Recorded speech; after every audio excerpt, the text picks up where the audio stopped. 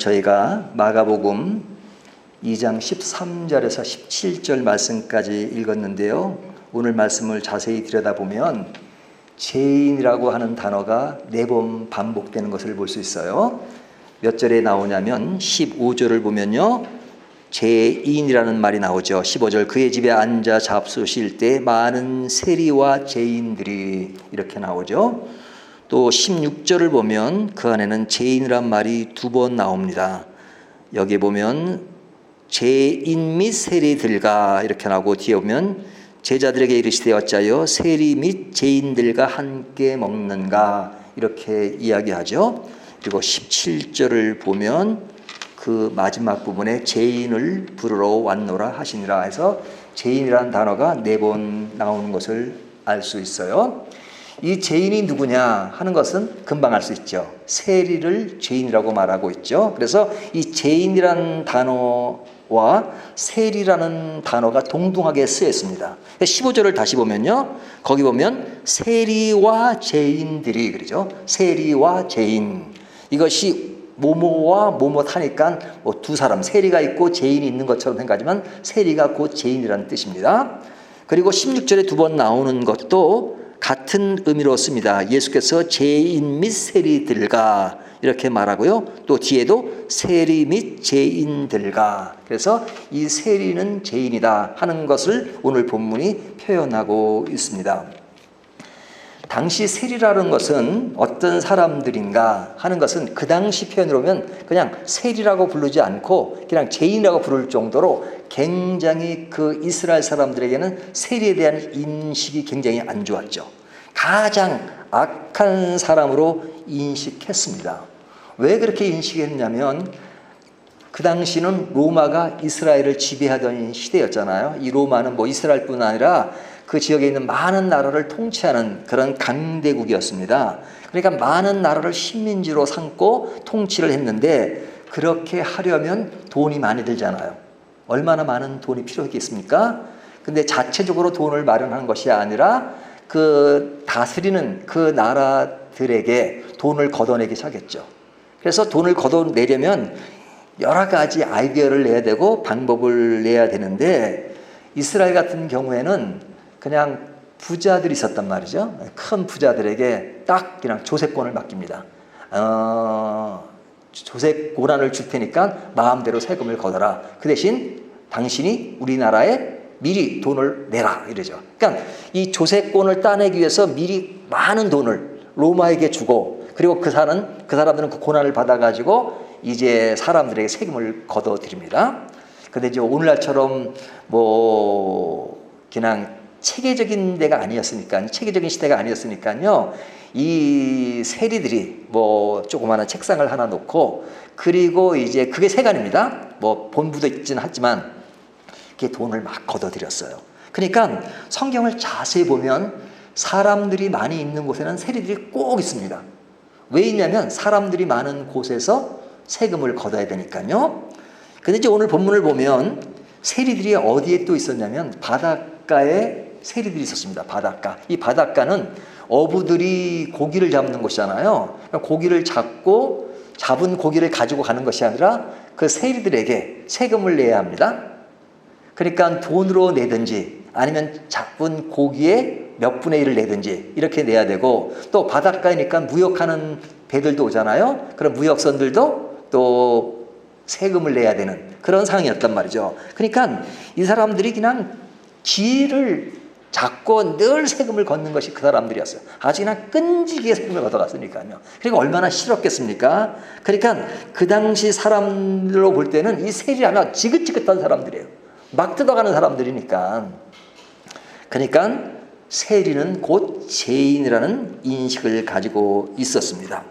뿐만 아니라 이스라엘 사람들에게 중요한 것은 뭐였어요? 율법이었잖아요. 율법을 중시하고 안식일을 지켜야 되고, 그리고 하나님이 그 만든 그 율법의 기준 속에 살아가야 되는데 세리들은 그러지 못했다 이거죠.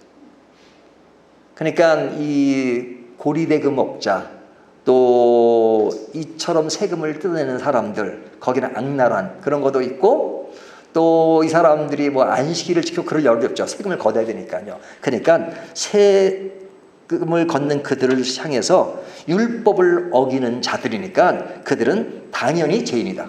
그래서 그 당시에 창녀를 아주 낮은 급으로 봤는데 창녀와 세리를 동급으로 생각하고 같은 죄인으로 인식을 했습니다. 그래서 그 당시에 세리라고 하는 것은 아주 안 좋은 죄인 이퀄 세리라고 생각을 했던 겁니다. 근데 이제 그런 인식과는 달리 오늘 본문에 나오는 예수님께서는 세리 중에 한 사람을 제자로 부른 사건이 나옵니다. 그것이 그 당시 사람들의 기준으로는 이해가 될 수 없는 것이죠. 예수님께서 제자를 부르시는데 그 제자를 부르시는 장면이 14절에 있습니다. 또 지나가시다가 알페오의 아들 레이가 세간에 앉아 있는 것을 보시고 그에게 이르시되 나를 따르라 하시니 일어나 따르니라. 자, 예수님께서 한 사람을 부른데 그 한 사람은 죄인이라고 부르는 세리를 부른 겁니다. 단순히 불렀다는 것이 아니라 제자로 불렀다는 거예요.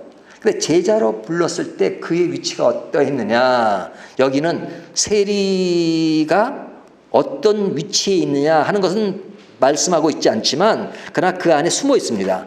14절을 다시 보면요. 또 지나가다가 알페오의 아들 레이가 세간에 앉아 있는 것을 보시고, 이 앉아 있다는 말은 단순히 물리적으로 앉았다는 말이 아니에요. 이 사람은 세리장이라는 것을 이야기하는 겁니다. 우리가 룻게도 보면 그 앉아 있는 그 이야기, 앉아 있다는 것은 그 높은 장자리에 있는 것을 이야기해요. 그러니까 이 사람은 세리장이었으니까 굉장히 높은 자리에 있는 거죠. 그러니까 높은 자리에 있을수록 사람들에게 더 안 좋은 인상을 받을 수밖에 없죠.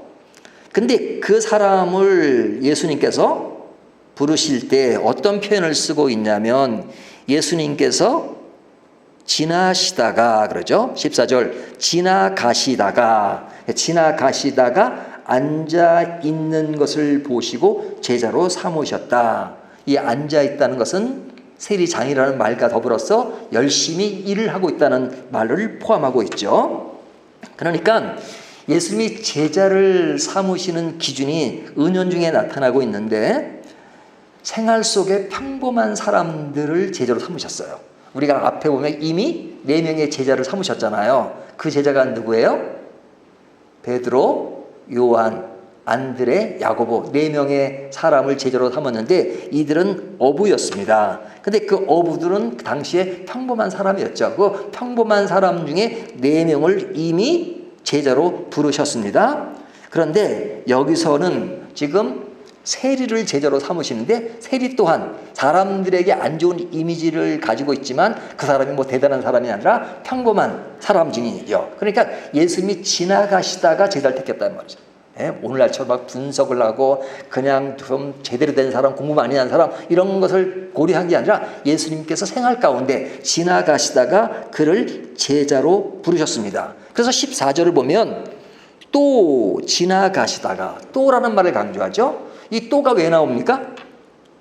이미 4명의 제자들을 부르실 때도 같은 방법으로 제자로 뽑으셨다는 거예요. 우리가 그 앞에 1장 16절 한번 볼까요? 1장 16절을 보면 앞에 그 4 제자를 삼는 장면이 나오는데요.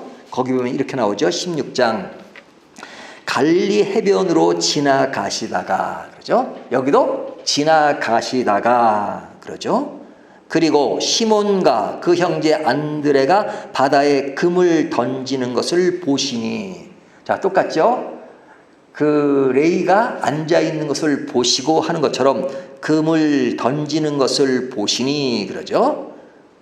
그리고 19절을 보면 조금 더 가시다가, 여기도 가시다가 세베대의 아들 야고보와 그 형제 요한을 보시니, 보셨다 그렇게 말하고 있죠. 그러니까 지금 분위기가 똑같잖아요. 지나가시다가 보시고 나를 따르라 하신 겁니다. 그러니까 성경은 똑같은 방법이 이루어지고 있기 때문에 또라는 말을 쓰고 있는 겁니다. 또, 그것을 강조하시죠.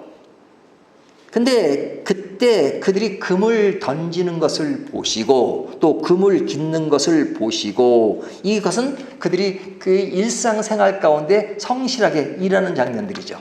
그냥 놀고 그냥 뭐 누워있는 그런 장면이 아니라 열심히 평범한 사람들이 평범한 장소에서 평범하게 아주 소신껏 일하는 그 사람들을 부르신 겁니다. 그러니까 레위라는 그 세리는 비록 사람들에게 이미지는 좋지 않지만 그래도 자기가 맡은 일에 열심히 하는 상황이었어요. 그때 주님은 그들을 부르셨어요. 그러니까 예수님은 그런 공통점이 있다면 성실한 사람을 부르셨던 것 같아요. 그래서 제자들 보면은 예수님이 승천하실 때까지 제자들의 모습을 보면 뭐 엉뚱한 소리도 하고 뭐 또 뚱딴지 같은 얘기도 하지만 그러나 끝까지 예수님을 따른 데는 성실했어요. 그러니까 오늘날에도 주님은 그런 사람을 많이 원하시지는 않나라는 생각이 듭니다. 근데 이 어부들 앞에서는 죄인이란 말이 없죠. 예? 어부, 죄인 이러지 않잖아요. 그러니까 그 사람들은 그냥 사람들에게 어떤 뭐 좋고 나쁜 이미지가 아니라 평범하게 그냥 그런 그냥 일반적인 인식으로 인식되고 있는데 여기에 나오는 그 세리는 죄인이라고 불릴 만큼 굉장히 안 좋은 이미지가 있음에도 불구하고 그를 제자로 부르셨습니다. 제자로 부르셨어요. 그 당시에 사람들의 이미지와는 달리 그를 제자로 부르셨어요. 근데 제자로 부르신 것으로만 끝나는 것이 아니라 본문을 읽어보면 어떤 내용이 나옵니까? 15절. 그의 집에 앉아 잡수실 때 그러죠. 자, 그 집에 가서 식사를 했습니다. 그 집은 누구예요? 여기 세리의 집이죠. 근데 이제 앞에도 보면 이제 제자들을 부르시고 베드로 집에서 식사를 하신 내용이 나오죠. 거기는 식사라고 하지만 그 장모가 병이 들었는데 고치고 나니까 그 장모가 수종 들더라. 그 수종 드는 것은 먹을 때 이제 식사 준비도 하고 그런 것이니까 식사를 하셨다는 얘기예요. 그리고 오늘 본문에도 보면 그 세리 집에서 예수님이 식사를 했습니다. 근데 식사를 할 때 사람들이 모였는데 어떤 사람들이 모였냐? 15절을 다시 보면요. 그의 집에 앉아 잡수실 때 많은 세리와 그러죠. 자, 여기 많은 세리가 나옵니다. 많은 세리가 아니라 세리와 죄인들이 예수와 그의 제자들과 함께 앉았으니 이는 그러한 사람들이 많이 있어서 예수를 따름이로라. 그러니까 여기 세리 한 사람을 제자로 불렀지만 예수님이 앞에서 가르칠 때 세리들도 그 말씀 듣는 것에 참여를 했고 여기에 세리 집에서 식사를 할 때 다른 세리들도 참여해서 식사를 같이 했다는 얘기죠. 그래서 많은 이란 말을 쓰고 있습니다. 그러니까 이들이 모여서 지금 함께 식사하는데 16절을 보면 바리새인의 서기관들이 예수께서 죄인 및 세리들과 함께 잡수시는 것을 보고 그의 제자들에게 이르되 어찌하여 세리 및 죄인들과 함께 먹는가? 자, 여기 바리새인과 서기관들이 이제 세리들과 함께 먹는 것에 대해서 지금 시비를 건 겁니다. 그 시비를 건 사람들은 바리새인들과 서기관들인데 이들은 굉장히 당대 존경을 받는 사람이었어요. 우리는 이제 바리새인과 서기관에 대한 어떤 부정적인 이미지가 강하잖아요. 그렇지만 당대 그들은 사람들에게 아주 경건한 종교인으로 인식되는 사람들이었습니다. 그리고 언제든지 도를 따지고 율법의 기준을 따지고 철저하게 살아가는 사람처럼 보였습니다. 그러니까 그들의 입장에서는 신앙의 도를 완전히 벗어나는 행동을 예수님이 했다고 보는 거죠. 세리를 제자로 삼은 것이나 그 집에서 식사를 하시는 거나 그런 것들은 그들의 눈으로는 전혀 이해될 수 없는 그런 모습이었죠. 그래서 그들이 뭐라고 합니까? 어찌하여 그러죠. 어찌하여란 말을 그의 제자들에게 예수님의 제자들에게 이야기하는 겁니다. 16절에 보면 세리들과 함께 잡수시는 것을 보고 그의 제자들에게 이르시되 어찌하여. 이 어찌하여란 말은 지금 답답하다. 그래서는 안 되는데 어떻게 그렇게 할 수 있냐 하고 지금 아주 좋게 말하면 안타까운 거고 나쁘게 말하면 그래서는 안 될 행동을 한다. 이렇게 질타를 하는 거죠. 자, 이런 모습을 우리가 성경에서 보고 있는데 오늘날 모습은 어떨까요? 오늘날 우리가 중시 여기는 것이 뭐죠? 신앙인들은 경건, 정의, 거룩. 이 정의라는 말은 우리 기독교인들뿐 아니라 사회에서도 굉장히 많이 쓰이고 있죠. 이 세상이 참 평화롭고 항상 그런 것만은 아님에도 불구하고 늘 이 사회 속에서 자주 부르짖는 말이 정의란 말입니다. 정의 그러잖아요. 그리고 교회에도 정의, 하나님의 의 할 때 그 의 같은 거란 말이죠. 의라는 말을 많이 하고 또 경건한 삶, 또 거룩한 삶 이런 것에 대한 것을 많이 이야기합니다. 많이 이야기한다는 것은 그것이 우리의 신앙의 중심이 되어야 한다는 거죠.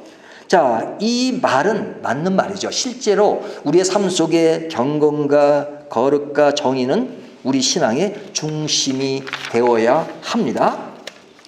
그런데 문제는 그것이 바리새인들과 서기관들이 가졌던 당시 인식과 같다는 겁니다. 그들은 어떤 인식을 가졌냐? 세리는 죄인이라는 인식을 가졌죠. 그 당시에 사람들도 세리는 죄인이다 이런 인식을 가졌지만 여기에 나오는 바리새인들과 서기관들도 더 크게 바리새인들이 세리는 죄인이라고 생각했습니다. 근데 예수님은 세리에 대해서 어떤 입장을 가지고 계셨는가, 인식을 가지고 계셨는가? 예수님도 그들과 똑같은 인식에서 아주 벗어난 건 아니에요. 예수님도 17절을 보시면 이러죠.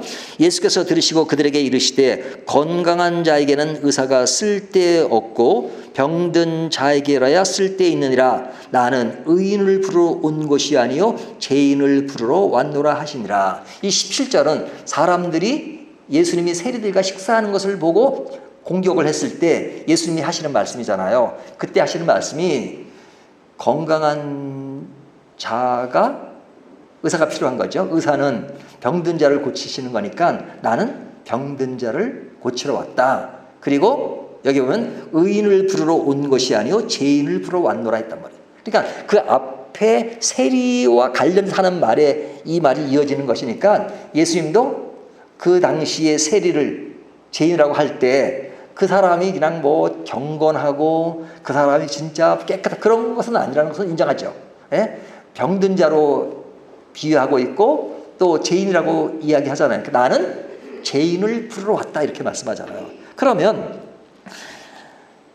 예수님이 그들과 식사를 했다고 해서 예수님이 그가 죄인이나 또 이렇게 건강하지 못하다는 것을 그냥 인식하지 않은 건 아니라 이거죠. 똑같이 인식하고 있어요. 그러니까 그들을 보는 관점, 그들이 역시 약하고 또 사회의 어떤 지탄을 받을 만한 그런 인물이라는 자체는 예수님이 똑같이 인정을 하시는 겁니다. 하지만 예수님의 관점과 그 바리새인과 서기관의 관점이 다른 것이 있어요. 그 다른 것이 뭡니까?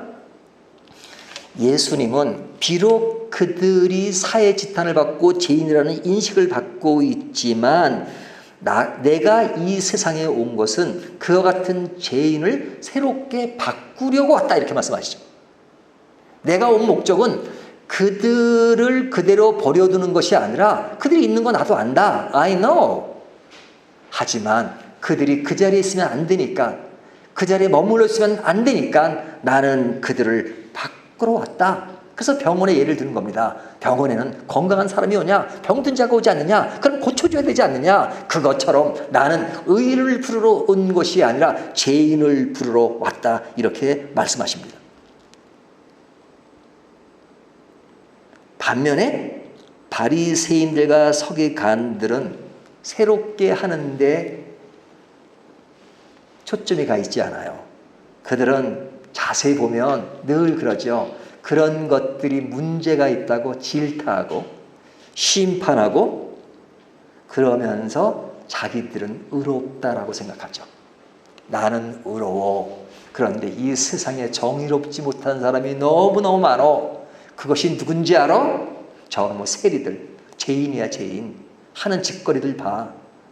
그러니까 저것들은 못쓸 놈들이야. 근데 저 사람과 같이 식사를 해. 제자로 불러? 이해될 수 없는 거죠. 그들의 시선. 그들은 늘 정의를 따지면서 딱 이것은 악한 것이고 이것은 선한 것이고, 그러니까 악한 것에 대해서는 그냥 돌을 던지는, 그것이 자기들의 신앙을 지키는 것이라고 생각했습니다. 그러니까 그들의 특징을 보면 늘 율법을 지키는 사람들이니까, 율법을 따지는 사람이니까 율법의 조항을 가지고 하나하나 들먹거리면서 그들이 정의롭지 못하다, 그들이 이래서 안 된다, 그래서 신성모독이다, 이렇게 말하는 겁니다. 예수님이 하시는 그 일에 중풍병자를 향해서 내 제사함을 받았느니라 하니까 신성모독이다, 하나님만 그렇게 하시는데 내가 누구이기에, 이런 거잖아요. 그러니까 항상 그들은 어떤 되어지는 상황들을 보고 심판자가 되어서 이것은 잘못된 것이고 이것은 옳은 것이고, 옳은 것은 별로 얘기 안 해요. 그냥 자기들이 볼 때 늘 시비 걸잖아요. 그래서 우리 마가복음 전체를 보면 그냥 시비 거는 게 한두 가지가 아니에요.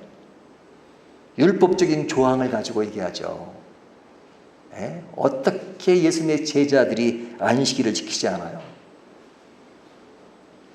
금식을 하면 금식한다 그러고, 금식을 안 하면 안 한다 그러고, 늘 시비를 거는 것이 이 사람들의 생각이에요. 왜 그러냐?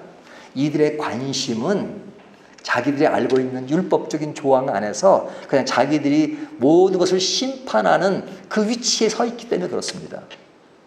그들이 변화되고 새로운 생명을 갖는 데는 관심이 없어요.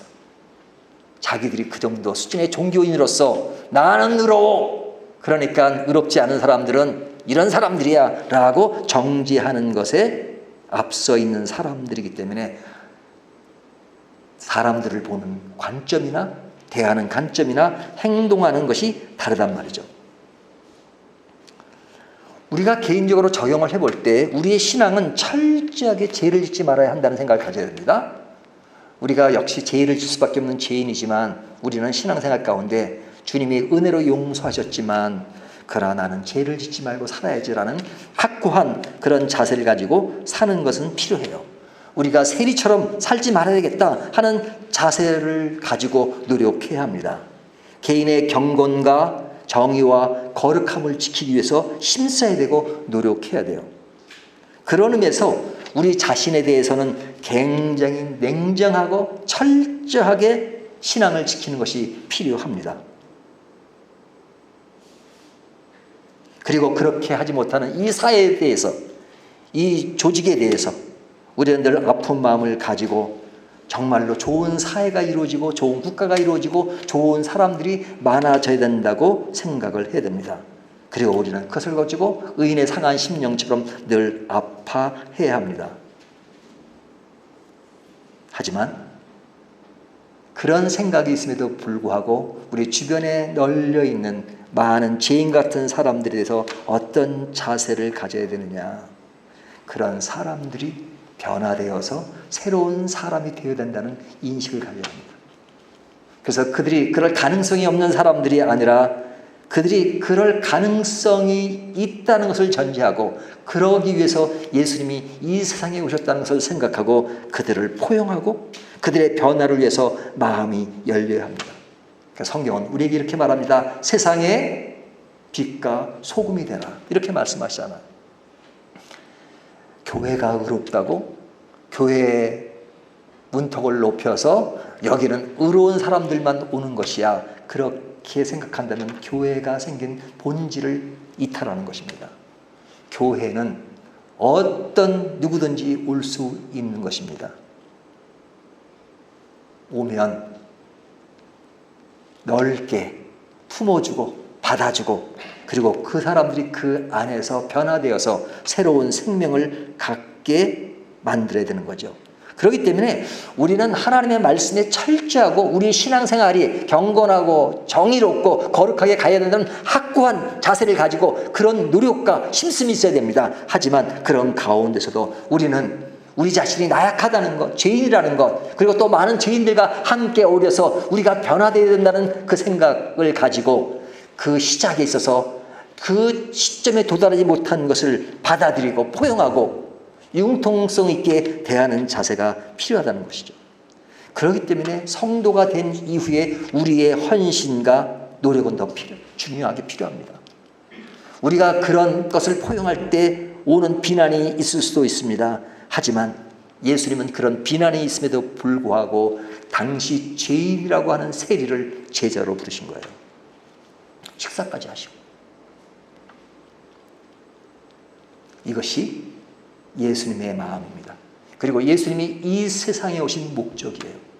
예수님이 그러한 목적으로 우리를 그렇게 만드셨고 또 우리가 그러한 존재라면 당연히 우리는 다른 사람에 대해서도 포용력 있게 그들을 껴안는 그런 자세가 필요하다는 것을 오늘 말씀이 보여주는 것입니다. 자, 이런 말씀의 기조 위에서 우리가 오늘 본문을 통해서 몇 가지 더 생각해 볼 것이 있습니다. 예수님은 한 사람이 아닌 큰 무리들을 가르치셨습니다. 13절을 보세요. 예수께서 다시 바닷가에 나가심에 큰 무리가 나왔거늘 예수께서 그들을 가르치시니라. 여기 예수님이 가르치셨죠. 근데 그때 큰 무리가 나왔잖아요. 그러니까 이 큰 무리가 나온 이것을 한 번만 가리키는 것이 아니라 계속되고 있는 겁니다. 앞으로도 계속될 것이고 전에도 계속됩니다. 그래서 13절을 다시 보면요. 예수께서 다시라는 말이 나오죠. 이 다시란 말은 반복되고 있다는 것이.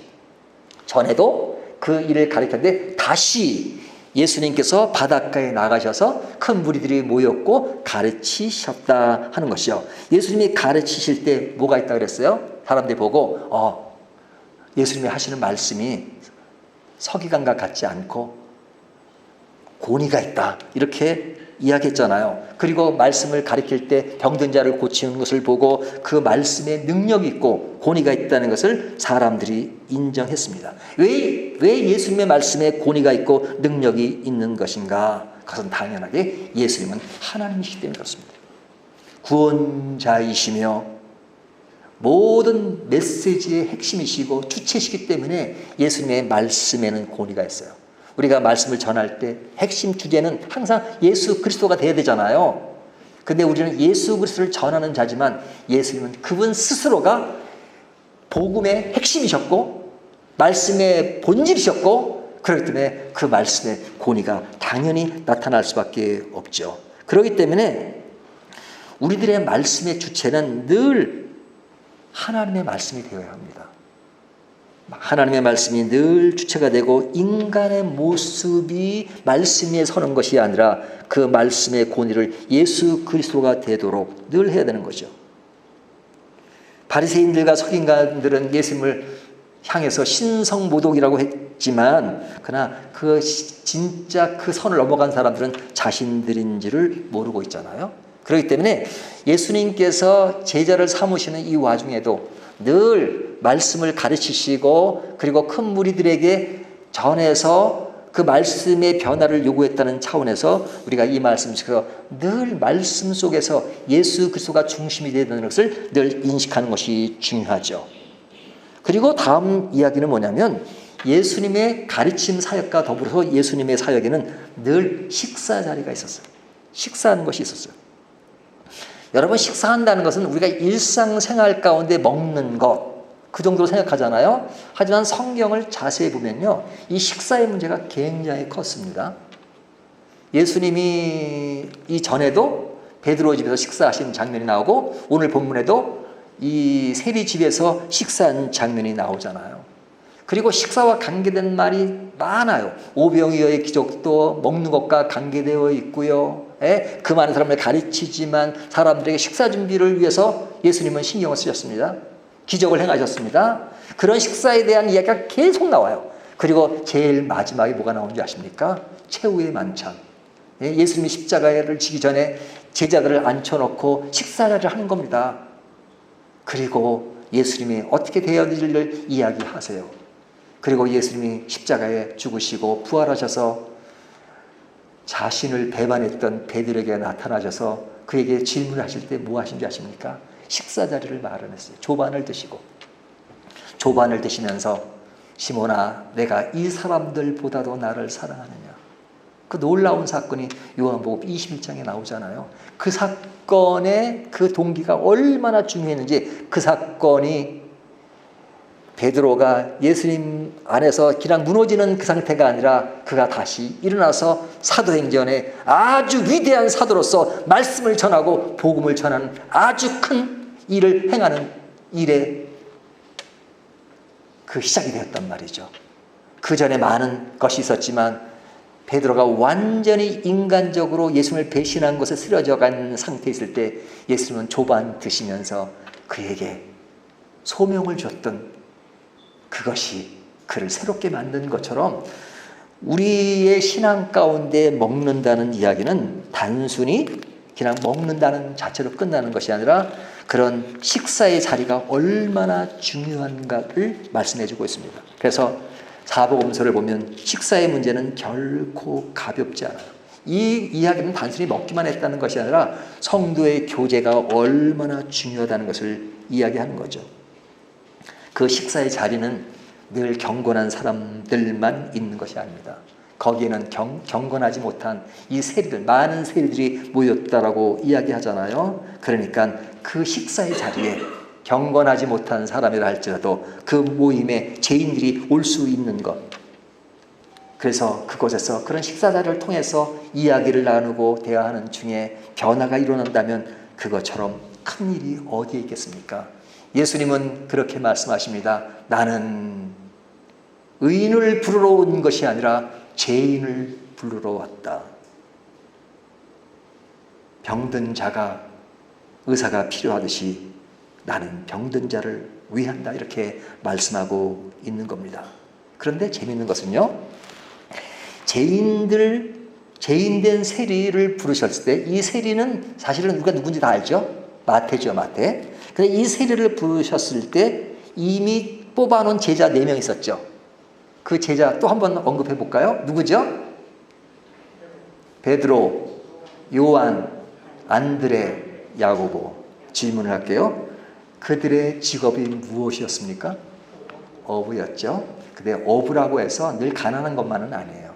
우리가 앞에 보면 거기에 품삯을 주는 그런 직원들이 있었잖아요.